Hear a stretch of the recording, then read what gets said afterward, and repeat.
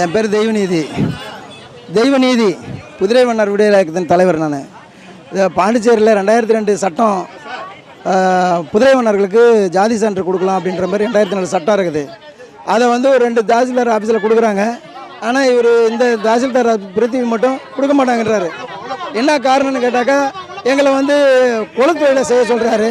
ஏற்கனவே என் பாட்டன் தாத்தன் செஞ்ச தொழிலை நீ இப்போ செய்யணும், செஞ்சால் தான் நான் வந்து ஜாதி சர்டிஃபிகேட் கொடுப்பேன் அப்படின்ற மாதிரி சொல்கிறாரு. குலத்தொழில்னா செத்த போனதுக்கு முடி வெட்டுறது, இப்போ சேவ் பண்ணுறது, அவங்க அந்த செத்த போனது துணியை துவைக்கிறது, தீட்டு துணி துவைக்கிறது, இந்த வேலையெல்லாம் அவர் செய்ய சொல்கிறாருங்க. இப்போ அந்தமாரி செய்கிறதுக்கு எங்களால் எப்படி முடியும்? ஏற்கனவே தாட்டம் பாட்டம் காலம் செஞ்சு அந்த தொழிலை இப்போ செய்யணும்னு சொன்னால் நாங்கள் என்ன பண்ணுறது? இவர் வந்து சட்டப்படி இவரை அரெஸ்ட் பண்ணுங்க. எங்கள் தொழிலை விசாரணை பண்ணாலே தெரிஞ்சிடலாம்.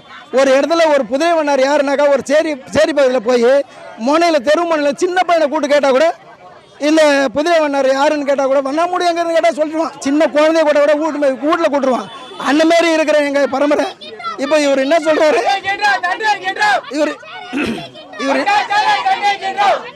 இவர் என்ன பண்ணுறாரு? நேராக கூட்டும் போய் அந்த விசாரணையே இல்லாமல் நீங்கள் வந்து இந்த வேலை செய்யலை, முடி வெட்டலை, நீங்கள் வந்து முடி வெட்டலை, அதே மாதிரி நீங்கள் வந்து முடி வெட்டலை, நீங்கள் வந்து சேவ் பண்ணல, நீங்கள் துணி துவைக்கல, அயன் மட்டும் தான் பண்ணுறீங்க, அதுவும் நீங்கள் எங்கேயோ ஒரு இடத்துல அயன் பண்ணுறீங்க, அதனால் உங்களுக்கு ஜாதி சர்டிஃபிகேட் கொடுக்க முடியாதுன்னு சொல்கிறாரு. இது எவ்வளோ பெரிய அநியாயம், எவ்வளோ பெரிய கொடுமை! இந்த